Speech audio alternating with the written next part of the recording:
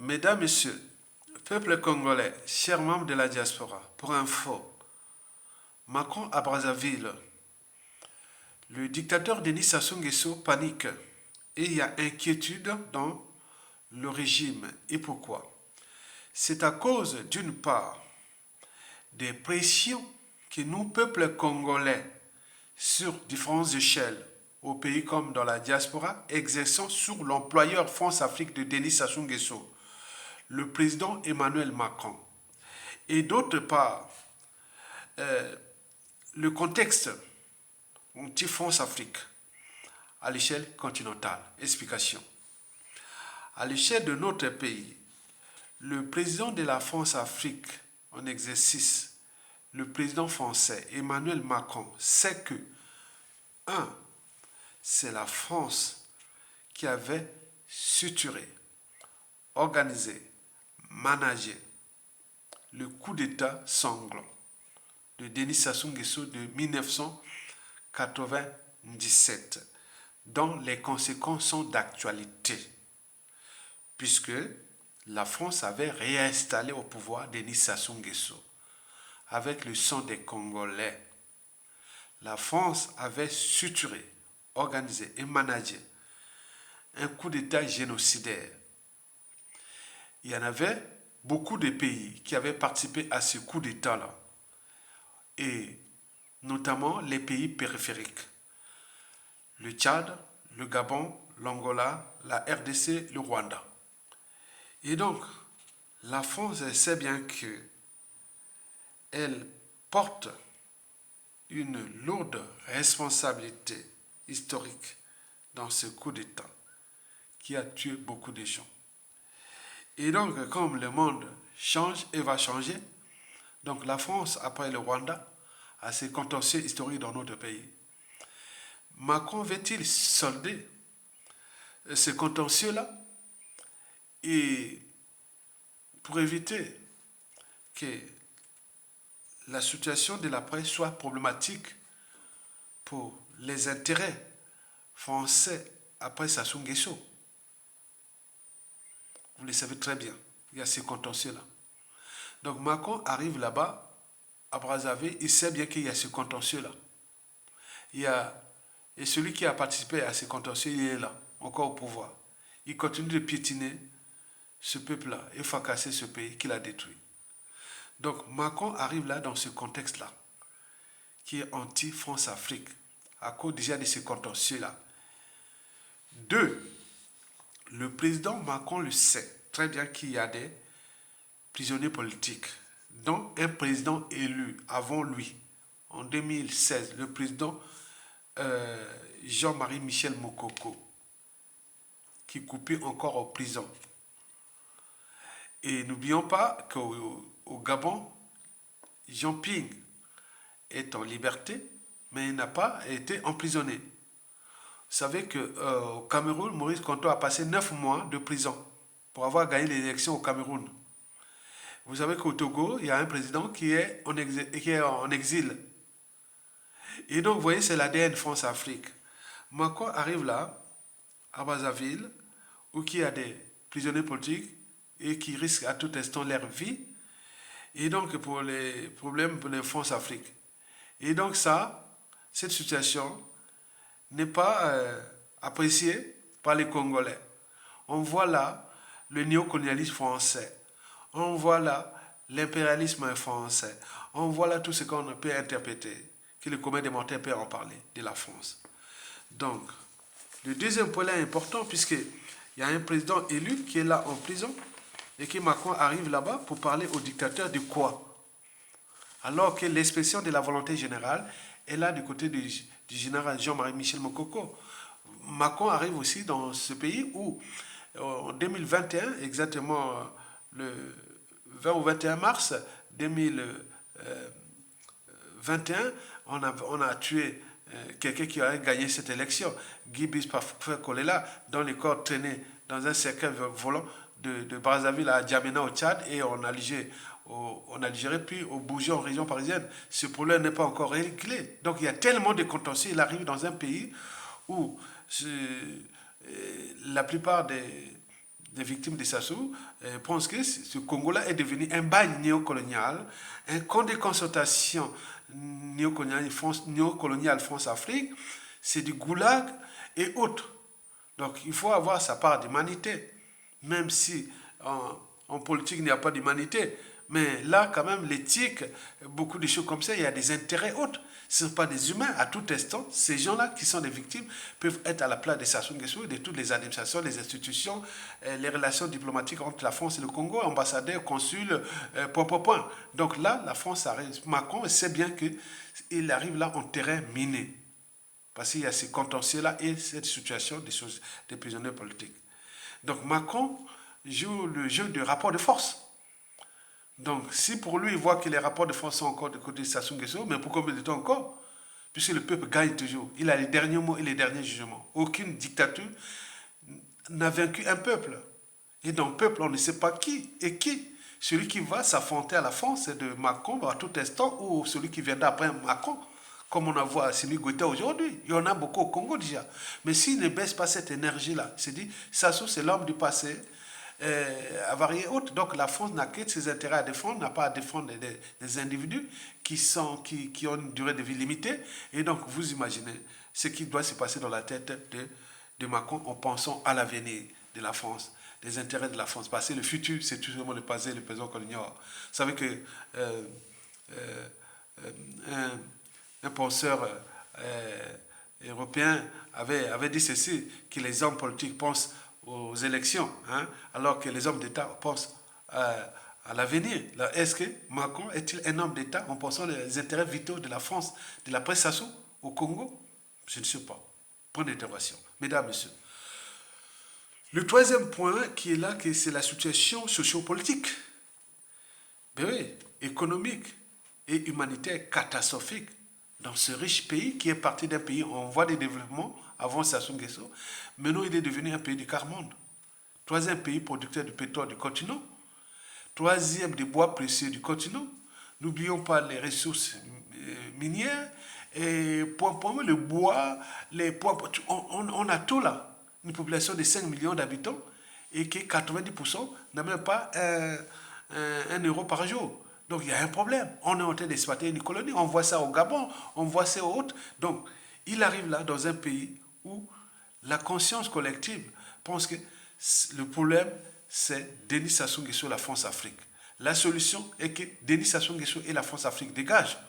On est bien d'accord, on a vu en face à Kinshasa. C'est un effet d'entraînement à l'échelle continentale.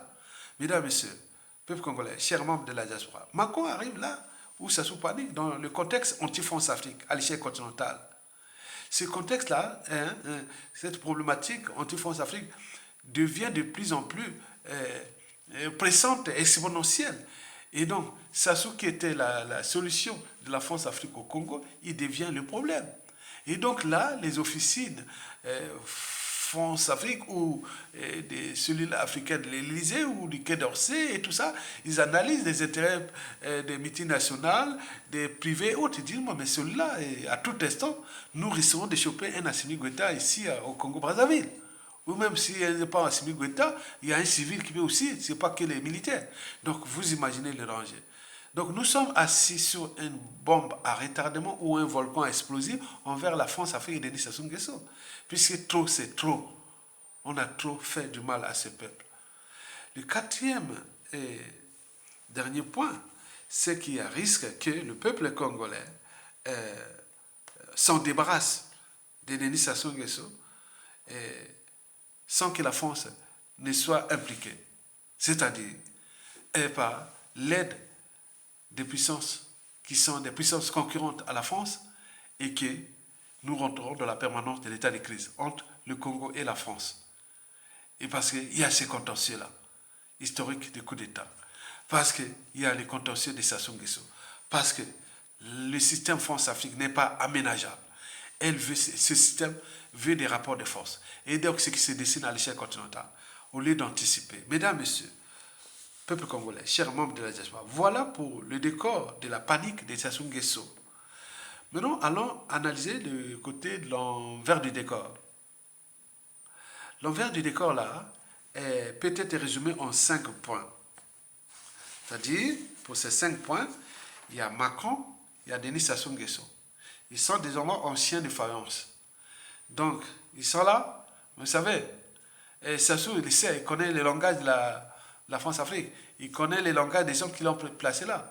Et donc, les 5 points là sont les suivants. Donc, Sassou Nguesso, le premier point, c'est que Sassou Nguesso s'est dit, ah tiens, j'ai l'historique de Bokassa jusqu'à, il dit début, 2020.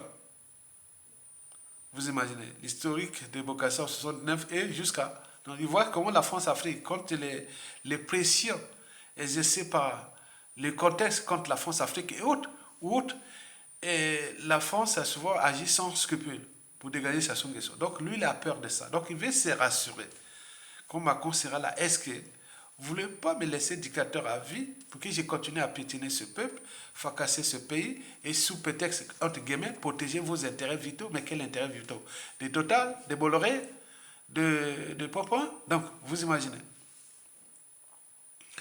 Et donc là Sassou regarde là, il regarde Macron et il va certes aller séduire et autres contre le peuple congolais, contre ce pays. Mais vous savez, chaque chose a un début et une fin. Mais vous savez, on est toujours contre quelqu'un d'autre. Hein. Donc à tout instant, l'autre peut rouler l'autre. Hein. Donc on est bien d'accord, les pressions sont là. Le deuxième point, c'est que bon, ben, Macron pourrait peut-être imposer à Sassou Nguesso de libérer les prisonniers politiques, dont le président Jean-Marie Michel Mokoko. Et à ce moment-là, Sassou, si on libère Mokoko, peut-être il y a un coup derrière ça, et qu'on va, voilà, on va peut-être me faire un coup, je vais tomber. Ah là là là là, il va paniquer, il va se paniquer là. Ah non, pas libérer Mokoko, pas libérer les prisonniers politiques. Mais or, si on ne libère pas, bon, ben, il peut arriver des soucis à Mokoko, mais ce sont des contentieux qui se rencontrent d'abord le Claude Sassou Nguesso et contre la France-Afrique, comme il y en a d'autres contentieux de Guy Brice Parfait Choléra, comme on peut multiplier les contentieux de 1997 à nos jours. Donc la France est en eau trouble. Déjà, au lieu d'abaisser cette tension, dit Sassou, ordre, on libère les présidents politiques. Et là, on va voir. Donc vous avez tout compris.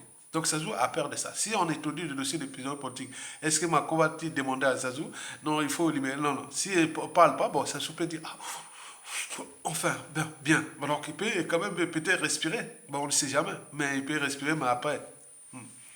Le troisième point, qui est très important, c'est que bon, ben, les soutiens France-Afrique de Sassou Nguesso peuvent les lâcher. Vous avez déjà les pétroliers Total qui a les sang des Congolais dans ses mains. Et qu'après Sassou Nguesso, s'il ne prend pas de mesures compensatoires et aujourd'hui, mais il est certain que les relations diplomatiques de Congo avec Total, hein, parce qu'il y a des pressions, il y a beaucoup de choses qui vont se passer. N'oublions pas Bolloré, qui est là aussi, qui gère ce port-là. N'oublions pas les intérêts privés, qui sont nombreux là, qui gèrent les forêts, qui gèrent pas des choses, qui sont les réseaux de lobbying et de pression qui sont là. C'est dire, ah tiens, si on ne prend pas conscience, nous certes, nos intérêts sont protégés, mais si ça change, mais tout ça c'est coulé comme un château de cartes. Parce que celui qui a la tête de ce pays, il va ordonner des ordres et des lois, règlements, conventions, traités, accords, négociations, référendums et tout compagnie contre vos intérêts. Donc il faut anticiper. Donc là, il y a inquiétude. Si les régions France-Afrique cèdent Sassou Nguesso, il est sûr et certain que voilà, Sassou a peur de ça, c'est pourquoi il a mis des moyens pour convaincre Total, les Bolloré, les points pour voilà, et jusqu'à combien de temps encore? Et surtout les intérêts privés. Bon, donc, vous avez entendu parler des soins des Pandora Papers, des Ebata Gate, Libération Gate, etc., etc. Excusez-moi. Donc ça pèse beaucoup dans le dispositif France-Afrique de Sassou Nguesso au regard de ses relations avec Macron. Donc il y a beaucoup de choses là qui vont se passer là. Quatrième et avant-dernier point, c'est le double jeu que Sassou joue avec les razzies, la Russie, la Chine et autres. On regarde du contexte. Peut-être lui, il pensait déjà peut-être que, bon, je reste là, moi la France-Afrique me protège. mais j'ai deux bras. L'autre là, que si ça devient favorable à l'Eurasie, je place mon fils ou quelqu'un qui va pour le côté Eurasie. Donc il joue ce double jeu-là. Mais nous, on l'a compris, même la Chine ou la Russie, sait bien que Sassou, c'est un pion de la France-Afrique. Même si la Sassou peut chercher à placer un des membres du clan ou autre avec les réseaux chinois ou russes, mais là-bas, ils savent bien que tout, il y a eu des organisations politiques dans le Nord, politique et militaire dans le Nord, et que beaucoup de choses, ils ne vont pas céder comme ça, ils ne vont pas la Russie ou la Chine, ils ne vont pas là. Donc tout va se passer en zone occidentale, dans France, France-Afrique et, et occidentale, c'est-à-dire américain et autres. Mais à défaut, c'est nous-mêmes, peuple congolais, il y aura toujours quelqu'un qui va prendre l'initiative d'arrêter Sassou Nguesso, qu'il soit un militaire ou un groupe d'officiers ou autres qui s'y préparent. Donc on est bien d'accord. Et ils seront surpris. À défaut, on met les gens dans la rue. On a dit que la peur envers Sassou Nguesso est imaginaire. Donc nous cherchons des solutions contre un régime et qui est bien informé par les services français, qui est bien entretenu, autres. Bon, donc les gens cherchent les stratégies pour descendre ce pays-là. Parce que si on ne règle pas ce problème-là, je vous ai dit que les relations diplomatiques, économiques, militaires et tout ce stratégiques entre le Congo et la France risquent d'être problématiques. Donc la France doit anticiper nos signaux d'alerte. Parce que une fois tout a changé, tout a changé. Quand on a un pouvoir, on change d'état d'esprit et autres, puisqu'il y a trop d'enjeux là. Donc vous imaginez. Donc le cinquième et dernier point, c'est l'orientation actuelle de l'opinion congolaise depuis la diaspora et jusqu'à nos jours. Donc l'opinion aujourd'hui, je vous l'ai dit, elle cesse de se modifier. Je dis à 50%, les Congolais, encore, il faut accepter l'opinion des uns et des autres. L'opinion à 50% sont occidentales. L'opinion congolaise est occidentale. Pourquoi occidentale? Occidentale, bon, en référence de ce qui s'est passé le Portugal avec ses ex-colonies et l'Angleterre ou la Grande-Bretagne, le monde anglophone, où il y a des alternances politiques, il n'y a pas de monnaie coloniale, de bases militaires, point, point, point, point. Vous imaginez. Donc les Congolais pensent comme ça. Ils cherchent à rejoindre leurs frères africains qui sont du côté anglophone ou lusophone, ou des choses comme ça. Mais l'autre moitié, il va vers l'Eurasie. Mais l'Eurasie, pas chinois. Hein. Les Chinois, depuis ce qui se passe en Afrique, là, les Africains, en particulier les Congolais, Chinois, non. Donc vous voyez qu'il s'est passé beaucoup de choses. Donc la Chine est en Afrique, mais elle a maintenant une mauvaise image. Elle avait une bonne image de 2000 à 2010, 2015 à peu près, mais depuis, ça s'est dégradé avec l'exploitation abusive et sauvage, même pire que ce que les Occidentaux faisaient. Bon, donc vous imaginez, donc ça ne passe pas. Donc l'autre moitié des Africains, ou surtout Congolais, c'est la Russie. La Russie s'est protégée contre l'Occident pour qu'il puisse s'affronter des lois sclérates ou des accords sclérates France-Afrique, les 11 accords, pour dire, ah tiens, s'il arrive un souci, bon, ben, la France va nous protéger et on peut continuer comme ce n'est pas au Mali. Donc c'est un mouvement qui est comme ça. Donc l'Occident a tout à gagner, mais pas l'Occident France-Afrique. L'Occident anglophone. Et l'Eurasie a tout à gagner, c'est l'Eurasie russophone. Donc vous avez deux mondes qui ont des atouts au Congo, que ce soit le monde occidental anglophone et ou le monde Eurasie russophone. Et donc voilà les tendances. Et donc la Chine et la France sont déclassées. Et donc ce jeu-là, il faut se dire que si nous ne prenons pas conscience du danger qui arrive, puisque ces tendances-là, ces courants-là sont déjà visibles. Courant de pensée entre Eurasie, cette bipolarité-là, Eurasie russophone et Occident anglophone. C'est très très fort. Non? Mais la France va-t-elle lâcher ça et autres? Mais je ne sais pas. Donc la France, elle n'anticipe pas de dégager Sassou Nguesso, les lâcher. Nous, l'enjeu n'est pas de dire on le fait un coup d'état comme Sassou Nguesso. Il faut que la France arrête ses soutiens au dictateur. C'est-à-dire, qu'il arrête le renseignement. Parce que tout se passe sur le renseignement. À ce moment-là, Sassou est là. Je vous informe les Congolais là. nous sommes tous écoutés par les soutiens des Sassou Nguesso extérieures dans Force Afrique. L'intelligence des services secrets. On nous écoute là. Au pays comme de la diaspora, dans les médias réseaux sociaux, on nous écoute là pour protéger Sassou Nguesso. Au lieu de lâcher là. Donc vous imaginez. Mais à côté, il y a les comptes et réactions.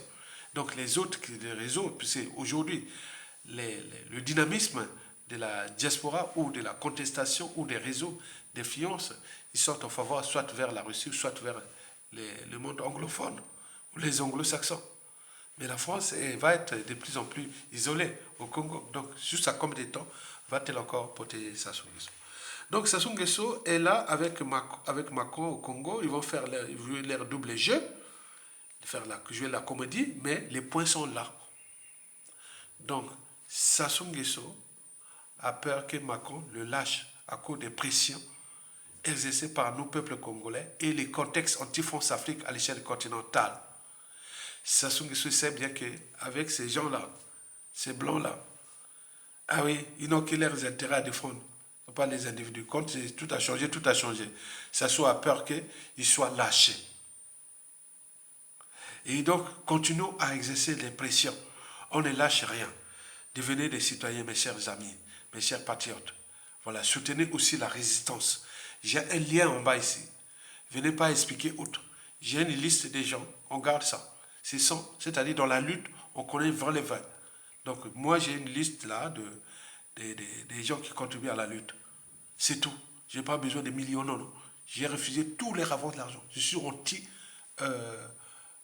voilà, vous savez ce que je suis. Ah oui, c'est pour les cadres de la lutte, c'est tout. Sinon j'aurais pu recevoir tous ces postes-là, l'argent de Sajou, l'argent de tout ça, j'aurais refusé. Moi jamais. Même si les réseaux ici cherchent à me convaincre, me faire non, non, jamais. Jamais. Je préfère qu'un compatriote qui clique sur les liens en bas, il me met 5 euros, surtout la lutte et autres.